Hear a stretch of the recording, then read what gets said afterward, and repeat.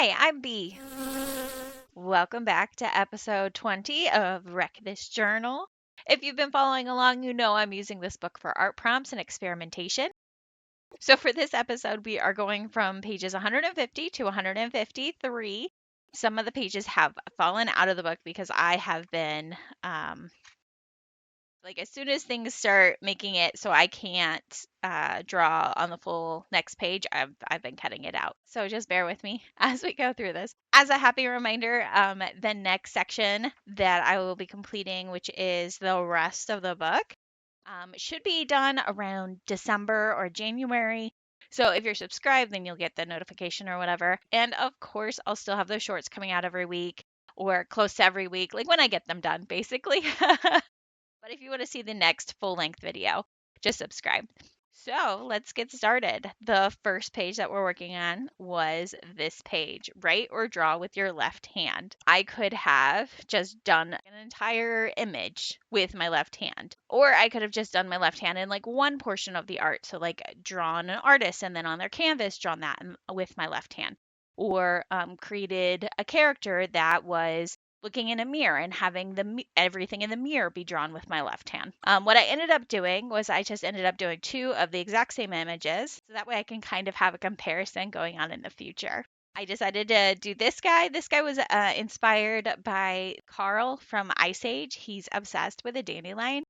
And when I started drawing this, I was thinking for whatever reason that Carl was a triceratops, and he's not, but whatever.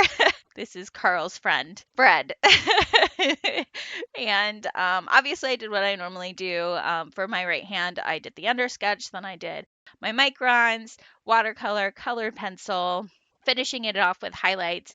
On the left-hand side, I didn't do the undersketch because I felt like that was a little bit cheating, because then I would have guidelines for my left hand to kind of go over. So I just kind of winged it and just tried to replicate what I had done on the right side. And I gave myself a time limit because I didn't want to sit there and like meticulously take hours trying to make it match perfectly. The whole point was just so I could see the contrast between the two. So I did just kind of let it be loose. When I was all finished, I did end up taking some of pretty scrapbooking paper. I chose a purple because I thought that matched the blue a little bit better. It was a little bit more subtle, but still very pretty.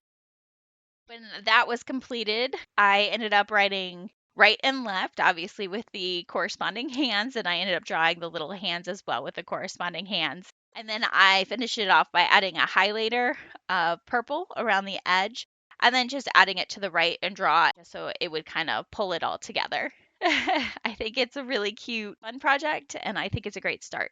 The next page that I completed was this one, find a way to wear the journal. Obviously, there was a bunch of different ways that I could have found a way to wear the journals, like one of those book dresses, or just having a print that says wear this journal across it, or has like this kind of the duct tape texture. I also thought of like if you take something and you like fold it out of the book. So first I was thinking like a bow tie that could fold up, kind of like a photo booth prop. And then the photo booth prop made me think of masks.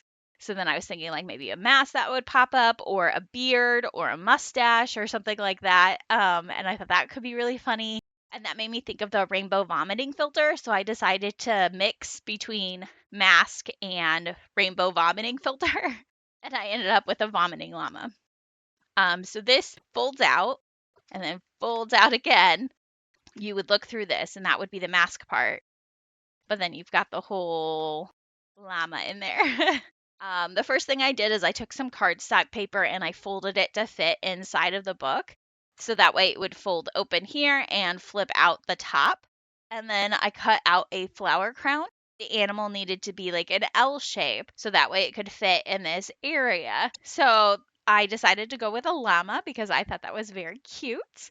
I ended up outlining it with a brush tip micron. It's kind of like a painterly experience because of the brush tip or whatever. And then I ended up cutting out the eyes with the X-Acto knife, took it all apart, then watercolored the rainbow, the nose, the ears, the hooves. I used black acrylic for the background, and then while all of that was drying, I ended up using the rainbow watercolor, or the watercolor on this page. That way they would relate together. The paper crown that I had originally made, I decided it didn't match the vibe, and so I ended up painting a watercolor paper crown. just using wet on wet technique with the colors that I had used for the rainbow, just trying to make it kind of blur and blend into each other, using the brush tip once it was dry to create the outline so it would have a matchy vibe to it. Then once it was done, it was to be folded up. I created these little llama instructions.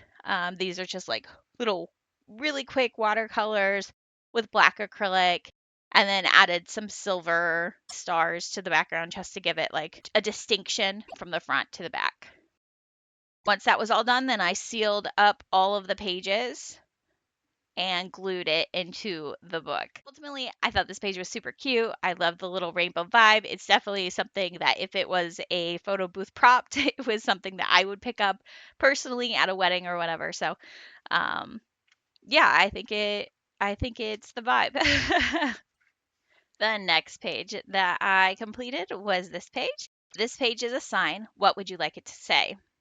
The different ideas that I had for this page included creating like a wish. I also thought of like a favorite sign or a favorite quote, that sort of thing, something that's inspirational. And then obviously sign made me think zodiac. And so with the zodiac, I thought of a few different ideas. The first one, I was like, I could draw some type of artwork that had to do with the zodiac sign that I wish I was. And then when I was looking at the different types, I was like, well, is there one that I wish I was? I don't know. And so then I was like, well, maybe I could just redo the symbol that's my sign. I'm not a fan of it. So I was like, well, if I'm going to redo my sign, let's redo all of the signs, because all of the signs, like the stars don't match the symbols that they're supposed to create.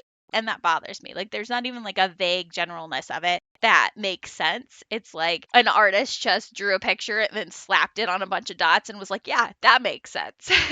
And that just didn't make sense to me. I didn't like it.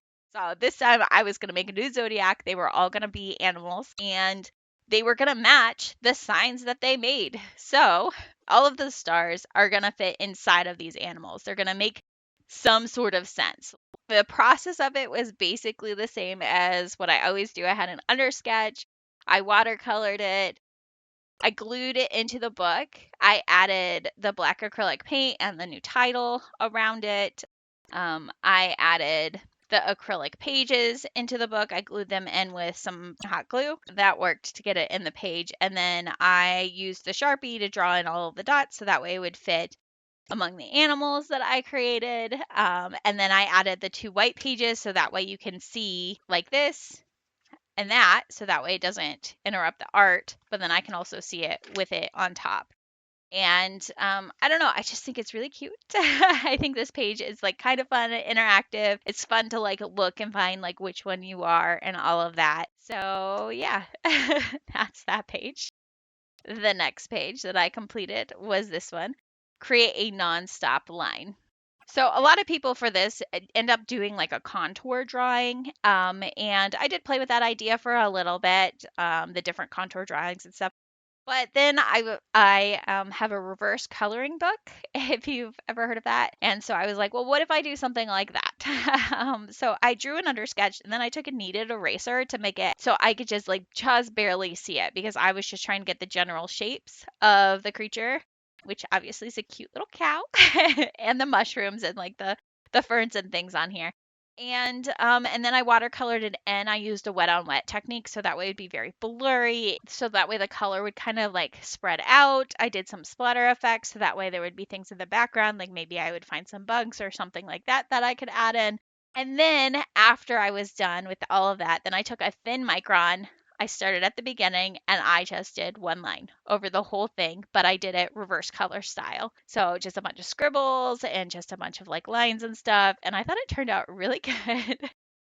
I also thickened the line from the start and the create the line here. I did end up adding highlights, obviously, to add the spots to the mushrooms because the vibe, and to add like the highlights to the cow. I also added like a red highlighter to this line and the start with the spots just to kind of complete the page, to like combine it together. I thought it needed a little bit more, and so I did end up adding this like thicker border around it all. And honestly, if I had stopped it here instead of putting the border around it, I think it would have been just fine. But at the time, I was like, it's missing something. It needs something. I don't know, when I was reviewing the footage, I was like, I could have been fine without it. It might have been nicer without the border, but it is what it is. I can't undo it. So either way, it ended up being a very cute piece, and it's also a little bit different than the other artworks I have seen with the same non-stop line prompt. So the next page I completed was this one, Space for Negative Comments. What's your inner critic saying? So for this one, I could do a bunch of like negative emojis. I played with the idea that negative equals cold. And so I was thinking like Arctic animals for a moment. I also considered like doing some sort of art over here or some sort of gourmet food thing here and then having some snooty character on the side and being like, what is that? But I decided that I did want to work on my lettering. So I decided to just go out and look for a negative quote or try to find a positive quote that I could put a negative spin on. And when I was out there searching, I did find this quote, and I thought it was very funny because everyone in my neck of the woods knows the phrase, what doesn't kill you makes you stronger. And this one twists it, and it says, what doesn't kill you disappoints the rest of us. I thought that was hilarious. And it was like everything I was looking for in a quote. So I create like this word design on here. So that way I could print it out, trace it, and that way it would just fill in the space that I wanted it to be, right? I had done this trick before, and I'll probably do it again because it works out really well. And then I don't have to worry about spacing or like erasing on top of paint and things like that.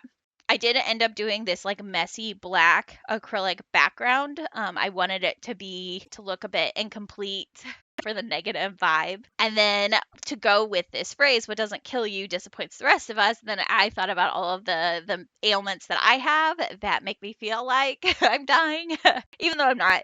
And so I was like, I want to draw a character that has visual representation of invisible problems that I have. And I thought it was really cute. I obviously did the normal thing that I do with the microns and the watercolor. I did the wet on wet technique and added a lot of like blues and greens to give it this like really grungy, dirty kind of look.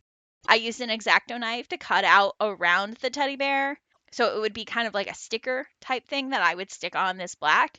And then I glued it in, but I decided that the white didn't look quite right. So I ended up taking the brush micron and filling in basically the black around it. So that way it would kind of blend in a little bit more with the background and not have that white around the edge. After I had traced it all or whatever, and I wrote this out, I used a Posca marker to actually write the words in here. And then I added like skull and bones and stuff to the background. It's a very cute page. It's obviously very negative. It's also supposed to be kind of funny. So it's not so negative. It's like, I didn't want it to be depressing. I just wanted it to be like negative but funny. Something that, you don't like about yourself, but you can laugh at. That was kind of the idea here. And I think I achieved that. The next page that I completed was this one.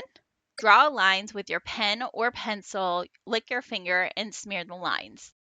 I obviously painted over most of that. So all I left was draw lines and smear the lines.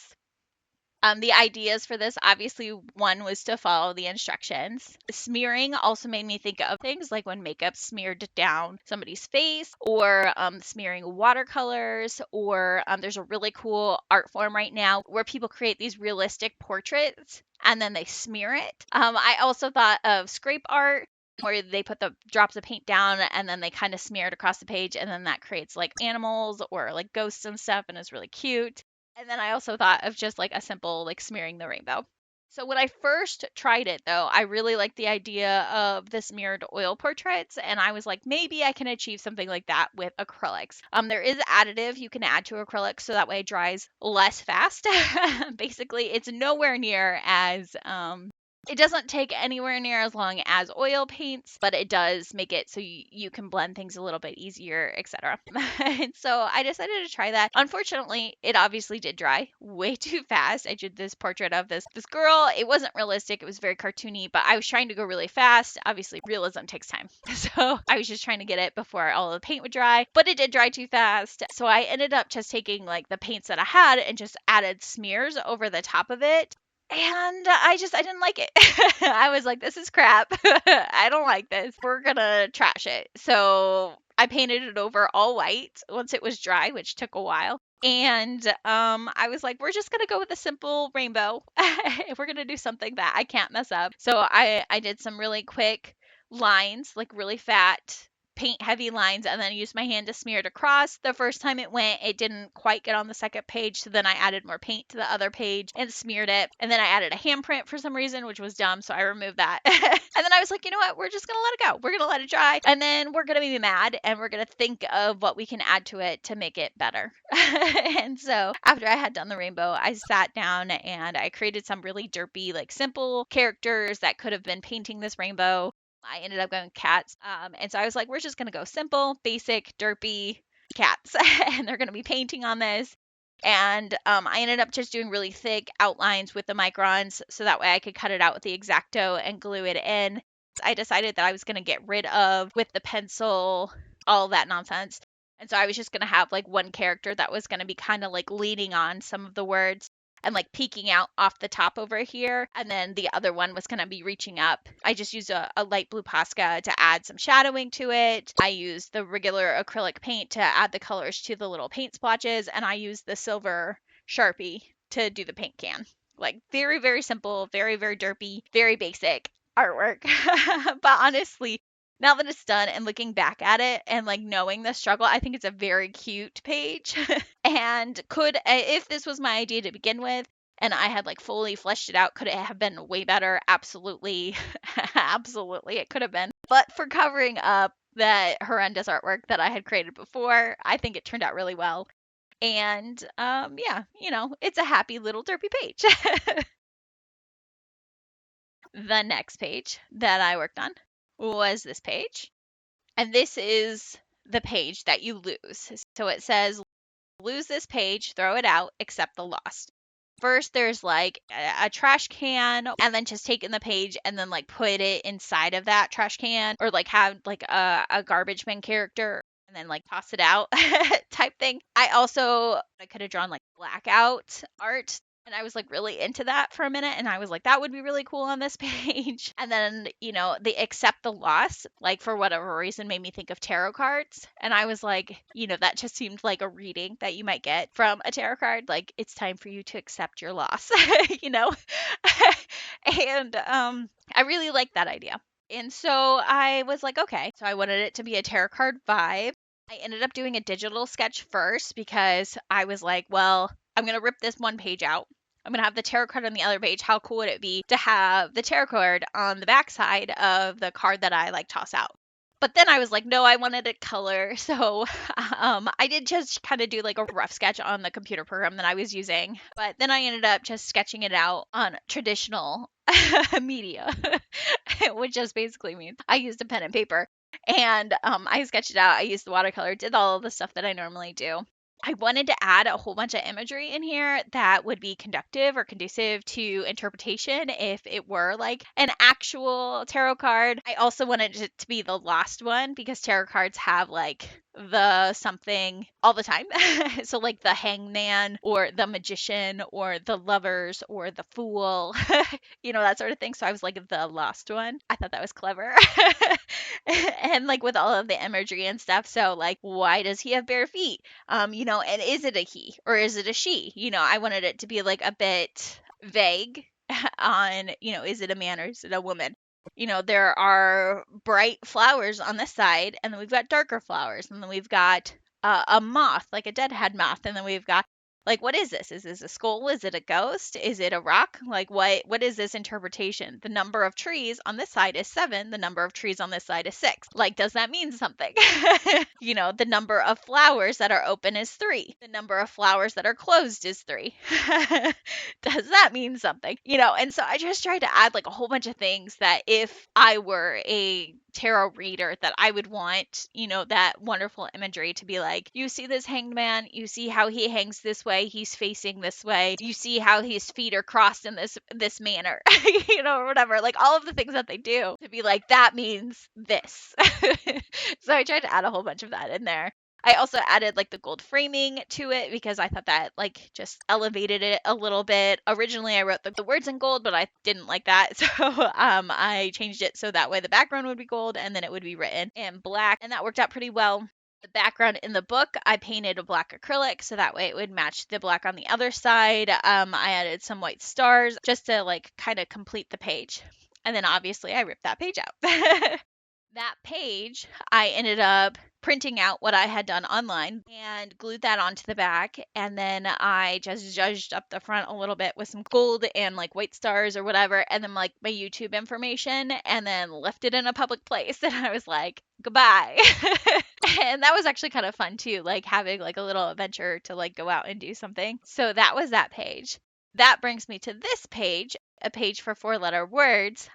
Obviously it's open to this. So I was like, am I going to do something that's contrasting? Am I going to do something that's cohesive? I went with cohesive. I wanted the pages to kind of match together. So like if you were to flip through the book really fast, would you even notice that this page was missing?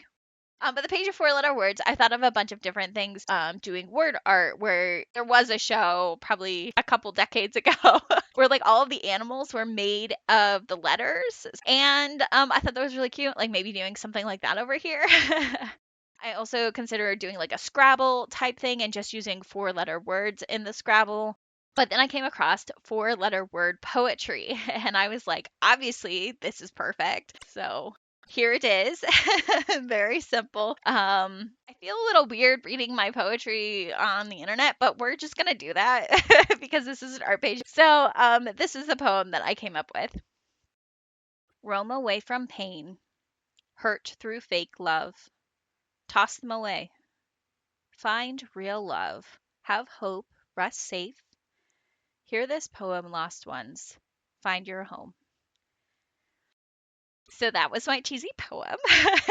Honestly, I think it's a great poem. There's lots of meaning to that, and it's also ambiguous. This could be a romantic relationship, this could be a friendship, this could be familial, but ultimately, last ones, I want you to find your home. I honestly, truly, from the depth of my heart, anybody who's watching this that is lost, I really hope that you find your home, you find the people that, love you, that care about you, that value you. And yeah. So that's that page. Enough with the sentimental stuff. Oh, wait. Here's another poem. On this next page, it is glue in a page from a magazine. Circle the words that you like. This is a form of blackout poetry. I knew this was the idea of what I was going to do. So, blackout poetry is where you take a page from a book or a magazine or whatever, and then you just black out all of the words. And then the words that are left create the poem. This is a form of that.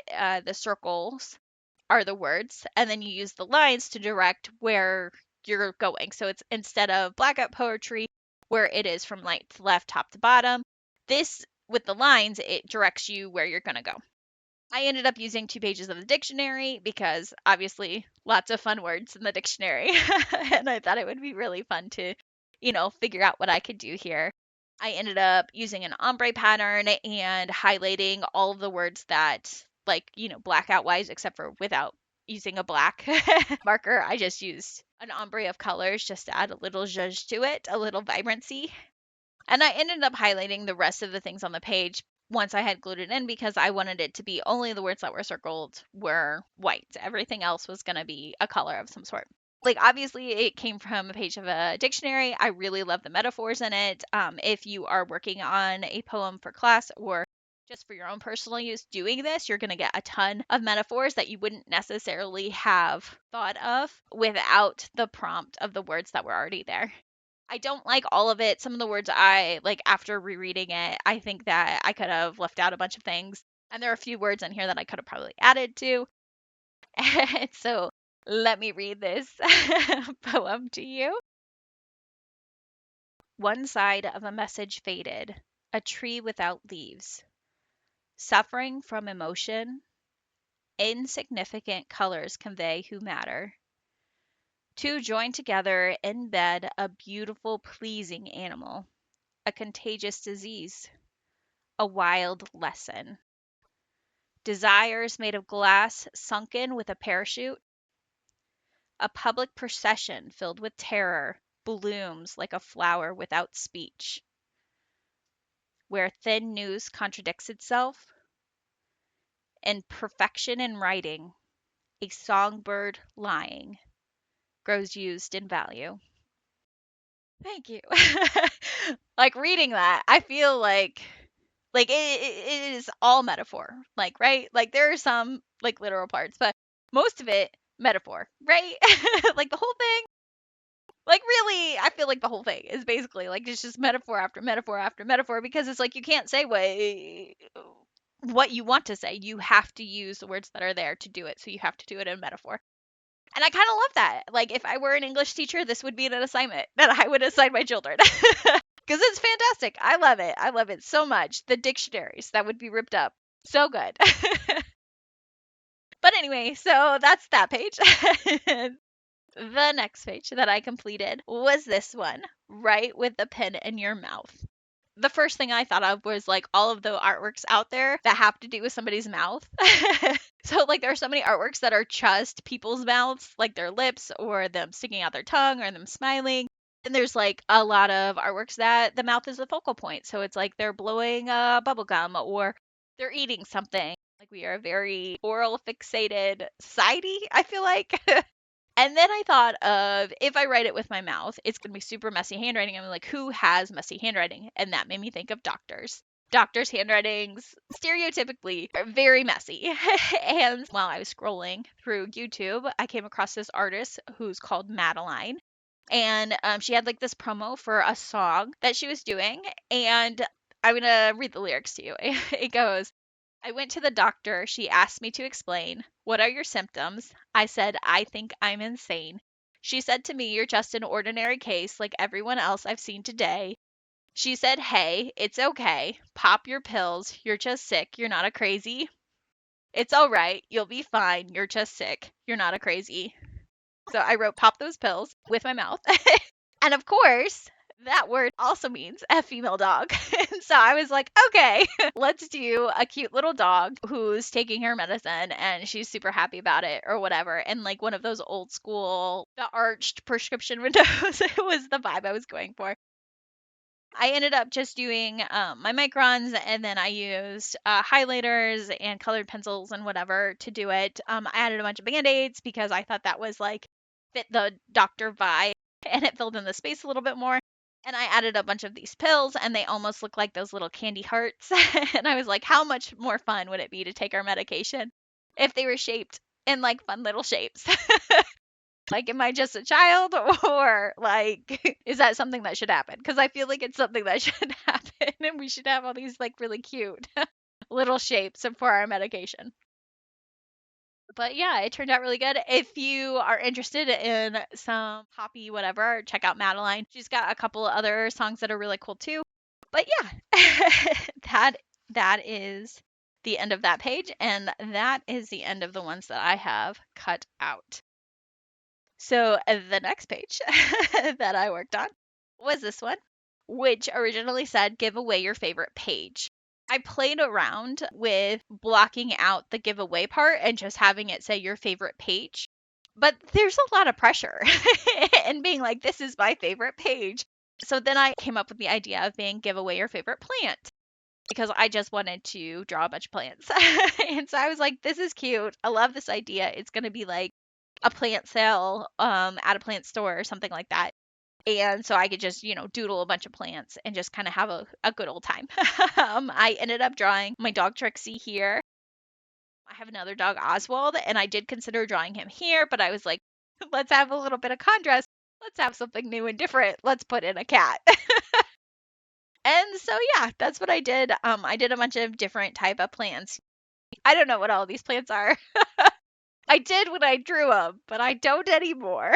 They're pretty and they're green and I like them. So, yay, yay plants. It was a very simple page. I just wanted it to be simple and just like get me back into doing art, because I had stopped after the poems. I had stopped for a bit. And so I was like, let's just get back into it. And so I decided to go with like a very simple page, and I think it turned out really cute. The next page that I completed was this one, Write Backward.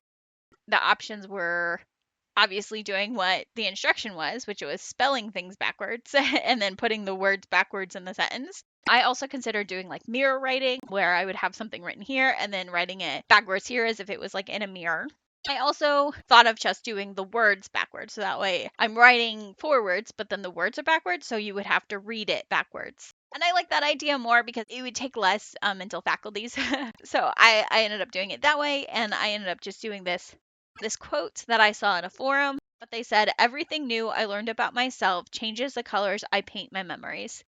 And I love that. So I decided to just do a figure drawing because it's a little bit more serious and just to have it so you're seeing the figures back.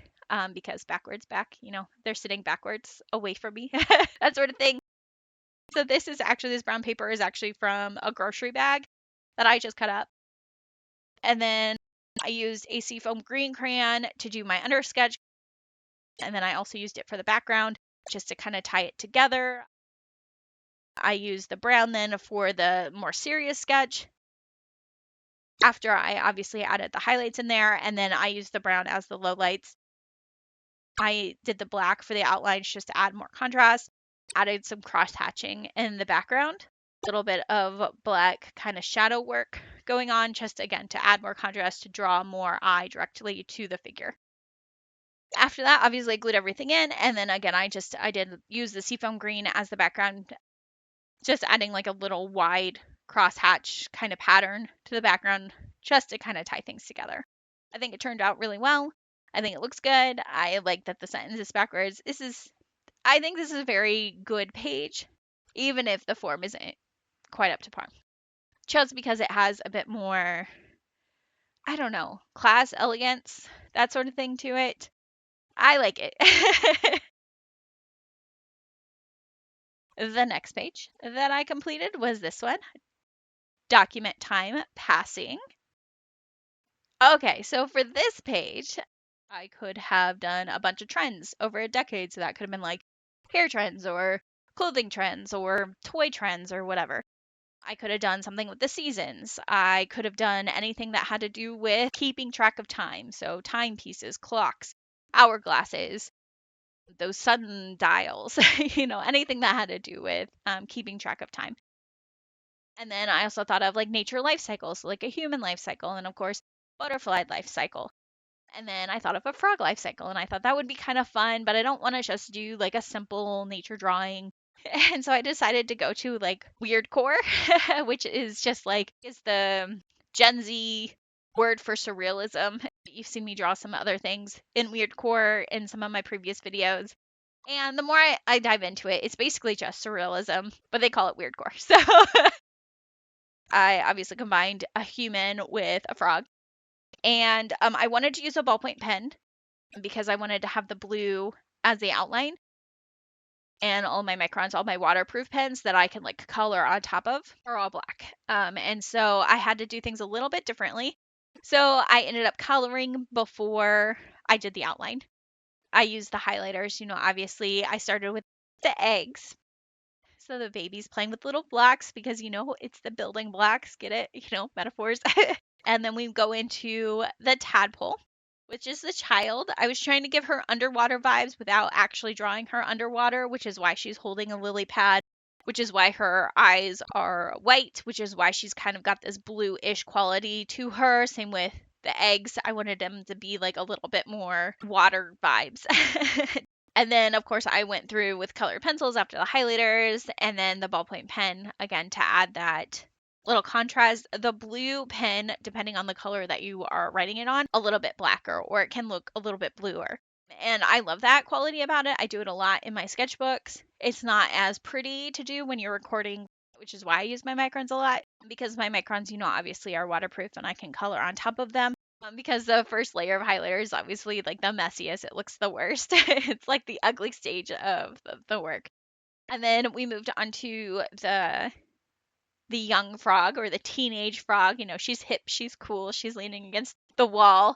Obviously, she's hipper than me because she says stuff other than hip. I don't know what Gen Z says besides hip, but she's cool. She's cool. She's got attitude, and she's leaning against this brick wall because if you've seen some of my other stuff, I have a tendency to really like brick walls. I like trying out how to do them. I really love doing them in watercolor, but I wanted to try to do them in highlighters and see if that worked out better, or watercolor is so much easier to do them in than highlighters, but I still think it turned out interesting and kind of cool.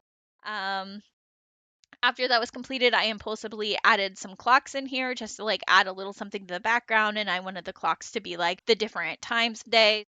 Then we went on and I did this old frog. I wanted her to have a human mug. She's drinking her tea, chilling on a lily pad, and there's some cattails in the background, and she's actually floating on water this time as opposed to the others that are like more humanoid, sitting on the ground. This one I wanted to be a bit more in the water. She's self-actualized, if you will.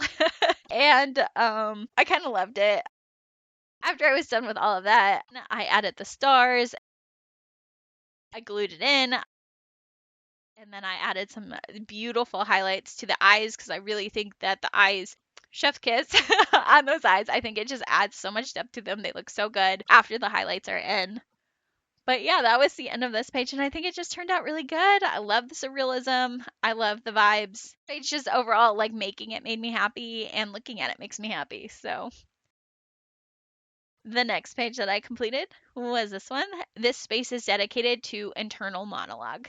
I considered using the book as a journal. I also considered using a thought process diagram or creating a character with an emoji flip through for their head. And then I thought of a comic book. And I thought, what is a better way to show somebody's thoughts than a thought bubble? And there was this art style that I have been wanting to try. And I thought drawing a caricature of myself with a giant thought bubble would be an excellent way to try it out for the first time. So, I taped in the pages and then I kind of did the ballpoint like outline to begin with. The part that is drawn inside of the book needed to be drawn with a ballpoint pen because that doesn't bleed through to the page underneath it. But then the part that was drawn on the separate pages, that needed to be done with a micron because it needed to be waterproof because then I was going to watercolor over it. Then I took the pages off, added the colors to all of the internal stuff, glued it in, and then I changed some of the line thicknesses to more my taste. I added highlights. I added colors to the word internal. And then for whatever reason, I shut off the camera and then I added the grayscale to the outside. And I think it turned out really cool. It's a really cool idea. Maybe if I had just done like the one square and then done everything else in black and white, would this have been more of a focus? Would it have created more of an impact like I've seen in other people's artwork? But it was me trying something new, and I think it turned out good enough. So this was an experiment, and I learned things from it. And that's what experiments should do, is they should teach us something. So the next page that I completed was this one, Scrub This Page. I thought of a character that was cleaning something or just like a sponge or something that was like scrubbing off of some graffiti or whatever, something like that. Scrubs also made me think of Dr. Scrubs. And I was like, okay, well, I could just do a character wearing scrubs. And then I was like, okay, well, are they going to be doing surgery? And I was like, ooh, what if I did something a little bit mad scientist-y, but then have it be like, oh, I'm a cute little surgeon. Here's my mad scientist, you know? And I really like the contrast in that. I thought that would be really funny, like a cutesy, creepy type thing. And I was liking that vibe. So that's what I did. I painted the background black. I did it on both pages, even though this page was black, because I wanted the black to like match. I used a white paint for the undersketch just to like kind of get my general idea. And then I mixed all of my colors from 3 paints, from bright magenta, bright yellow, and cool blue, which are the primary colors in regards to paint.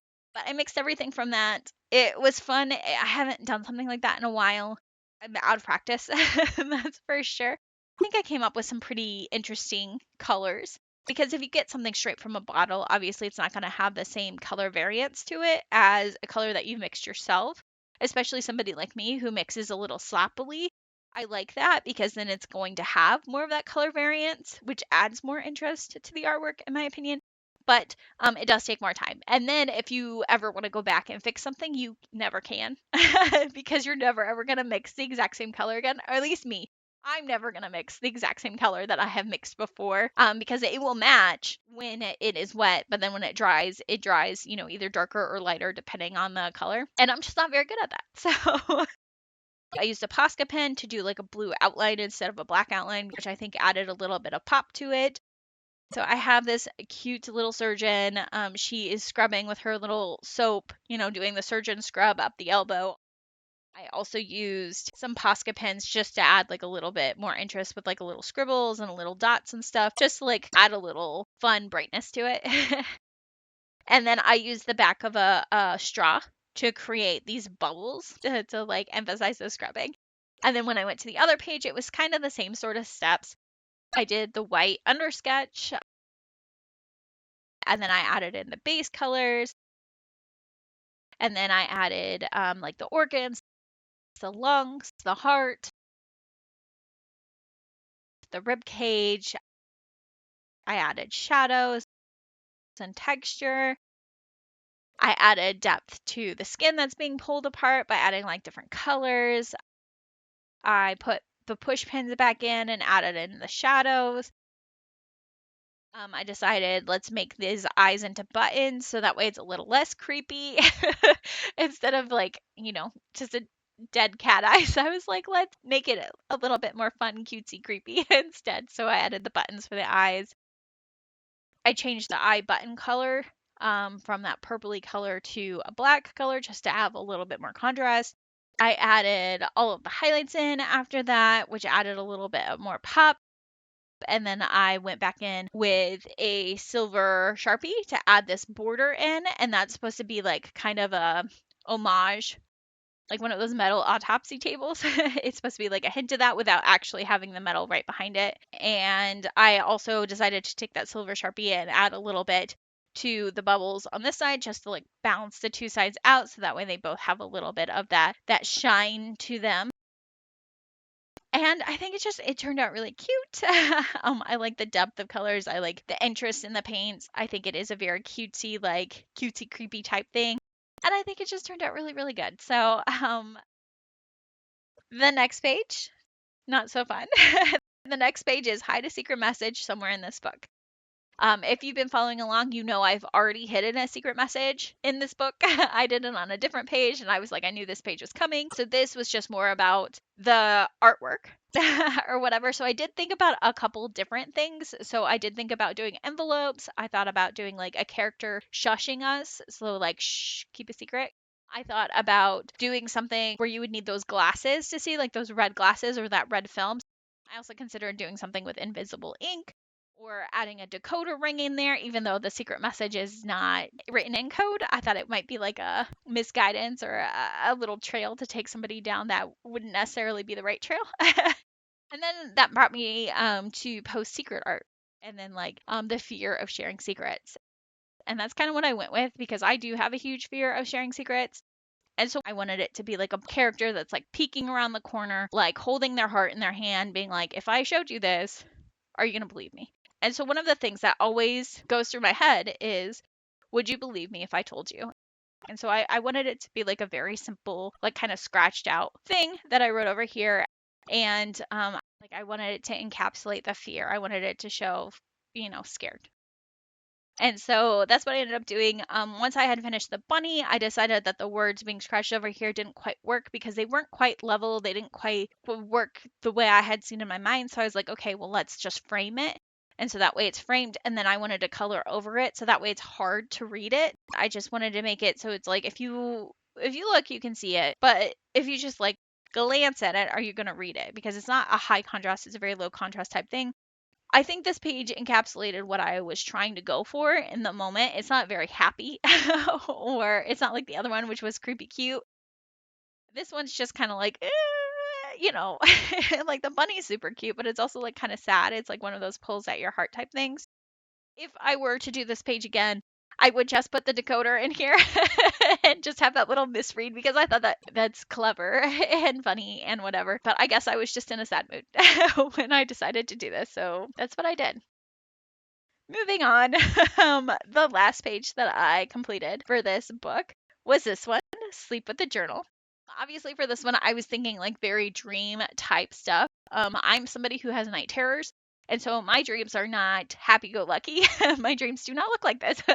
So not gonna do that here. I was like, what would I want my dreams to be? And my first thought was jellyfish flying through the forest. Like I would want something that could not happen in real life, but have it happen in a dream where you're just like, yeah, that's normal, And so I thought about doing that, but then I was like, let's do it in the sky so that way I can do the clouds and stuff. I caved to peer pressure and I got these new Artex acrylic markers and I really wanted to try them. And the first thing I did with them was I made the sky and I was like, that is so cute. Those look so good. That's so like sleepy time, very cute, very whatever. When I was testing them, and I was like, I love this. I want to redo this. I want to do it in the book.